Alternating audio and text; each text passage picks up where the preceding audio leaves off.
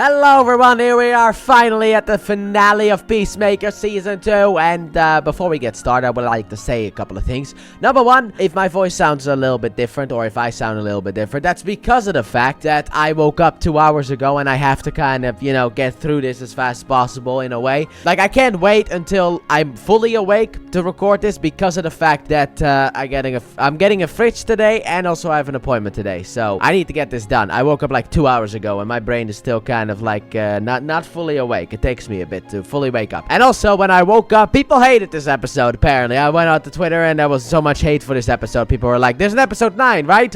So I was like, ah, boy, what am I getting myself into? Now, the thing is, apparently, behind the scenes, James Gunn hyped up specifically episode 6 and 8 of this season, which is why everyone's disappointed, because, yeah, this is not an episode really to be hyped up on. Anyway, let's get into the finale then, shall we? So, 1 month ago, Chris was on a date with A.R.G.U.S, as we know.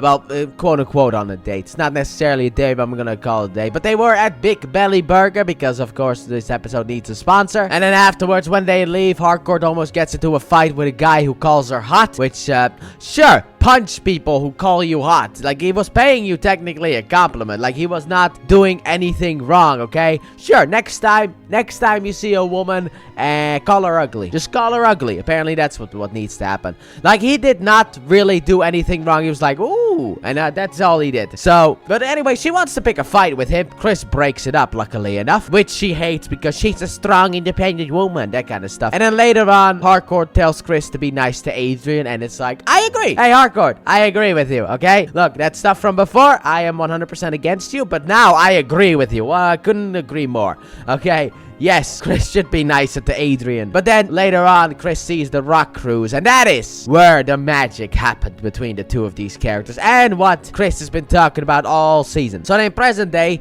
Chris is in jail, and he doesn't want to see the gang. Doesn't care about them at all. Meanwhile, A.R.G.U.S is exploring the door. They figured out how to open up the door, and now they are exploring around in the room of doors to see which doors can be opened. A lot of these doors are locked, except for door 22, which is unlocked. They open it up and it's Candyland inside, and they go inside. However, then tiny creatures come from the grass and start attacking, kind of like those things from Transformers Prime, which just eats you alive. But basically, yeah, those things kind of start attacking here, which is a little bit of a problem. And then they also cut the rope so that they can be pulled back, and then also close the door so they can't go back. So then while they are basically trying to kill the group, by the way, the only one of the gang who is part of the group is A.R.G.U.S, so she is really the only one that I care about. But to be honest, Langston I also kind of care about, outside of that comment about Pokemon. You still apologize for that stuff, okay? But anyway, eventually, A.R.G.U.S gets the door open, everyone goes out. However, sadly enough, we lost someone very dear to us. Someone named Klein. Sure, I don't really care, to be honest. Like, I did not care about him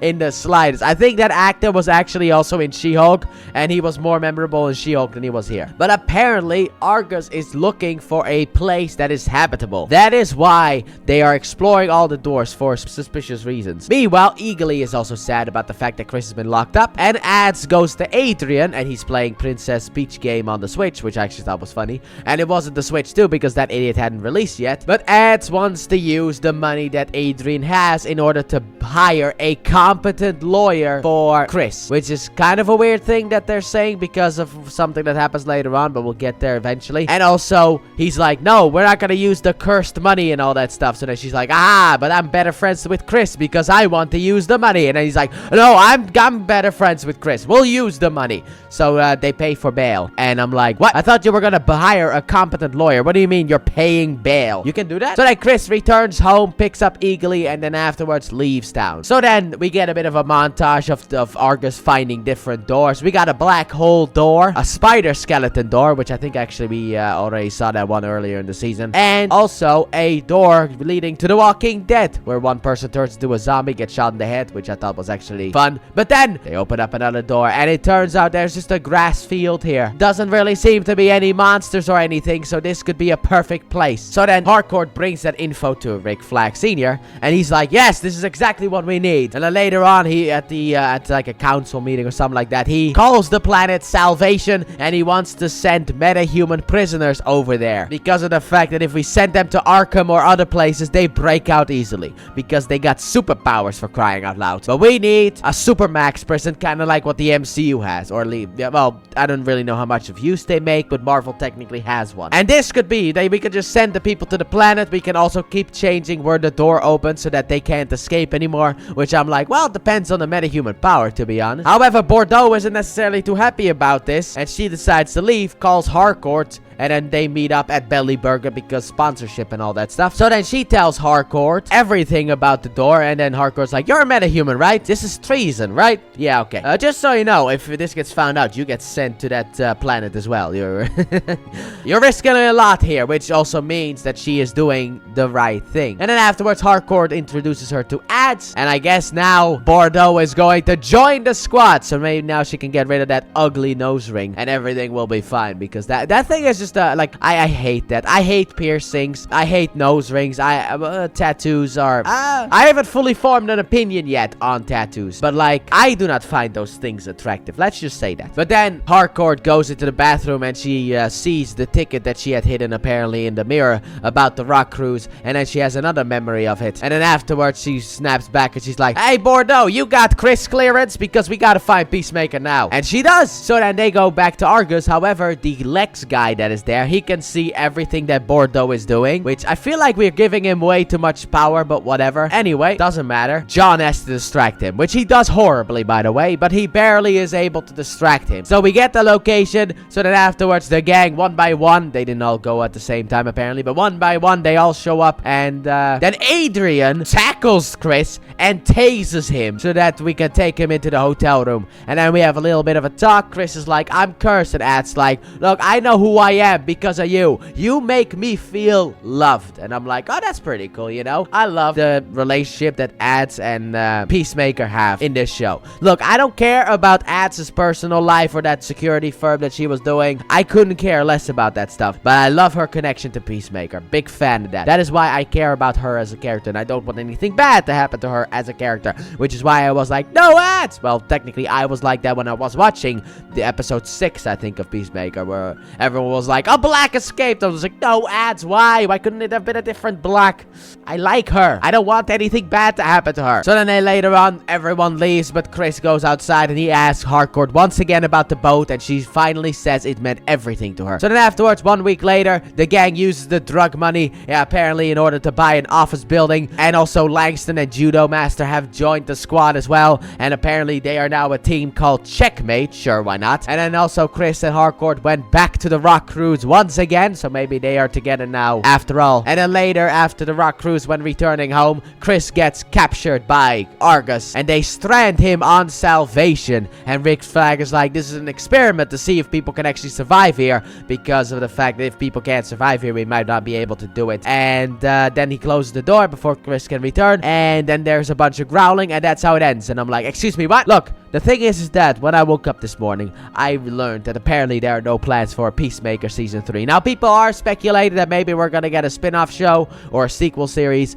called Checkmate or something like that, because now the squad is called Checkmate, that kind of stuff. But, like, there are no actual plans at the moment. I mean, Peacemaker apparently will return, but there are no moments. And it's like, this is how you end the season. This is how the episode ends. Really. With a tease for a next season, kind of like Daredevil Born Again, but without the next season, unlike Daredevil Born Again. Look, at least with Daredevil Born Again, I don't care if you don't like it, I love the show, but it sets up a season 2 at the end, you know, because Matt is like, he wants to go in order to fight Kingpin and also his corrupt cops, but then Karen is like, no, let's leave and build a team, that kind of stuff. That's how it ends. We need to build a team, but like, we're getting the next season next year, so that is exciting, but here we have nothing, so I like it less. I understand where the frustration comes from. Now, I never really put a lot of hopes on this show. Like, I never knew about the fact, like, oh yeah, apparently James Gunn said this is one of the best episodes ever made or something stupid like that. And also, what was that last episode teaser then about, huh? In the last episode, you ended it with, like, the fact that Chris's brother is still alive and still wants revenge against Peacemaker. But, like, what are you gonna do then? Like, I thought that would be resolved in this episode. Like, I mean, I was kind of right. I think I said that at the end of in the last episode talk, where basically I said they're gonna like A.R.G.U.S is gonna open up the door, and that will allow the Nazis to come through. In that sense, that was what I was thinking. Well, I mean, half of it was right. A.R.G.U.S did open the doors, but they did not get to the Nazi door, sadly enough. But I thought that was how the brother was going to return, and then Chris would have to kill his brother, and that would end the season in that sense. But no, he gets stranded on a planet, which, well, while it's interesting, I have a little bit of a problem with it because it's not really a resolution. Like, at least Peacemaker Season 1 had a resolution. Like, it ended, which was good. And then this one, it's like, stay tuned for the next thing, which, I don't know if we're ever making the next thing. But Peacemaker will return at some point, because that is apparently James Gunn's favorite character, or something like that. I don't know. Peacemaker's everywhere, so it's like, I feel like James Gunn really likes what he does with Peacemaker, stuff like that. But yeah, anyway, I thought this episode was the weakest one of the whole season. I will say that. I still had some enjoyment with it, but, man, the future is, like, we really need to wait for the future, but I'm gonna end it here. So, let me know what you guys thought about this episode in the comment section down below. And with that being said, thank you all so very much for watching, and I hope you guys have enjoyed that. If you did, please like button, subscribe if you're new with us, already. Turn on notifications, don't forget, check out the Let's Play channel, link in the description, and at the end of the video. And that's it. We're done. We're done with the episode talks. Next week, no more episode talks. However, next week, you will get my full review and spoiler talk on Thursday of Peacemaker Season 2. Bye!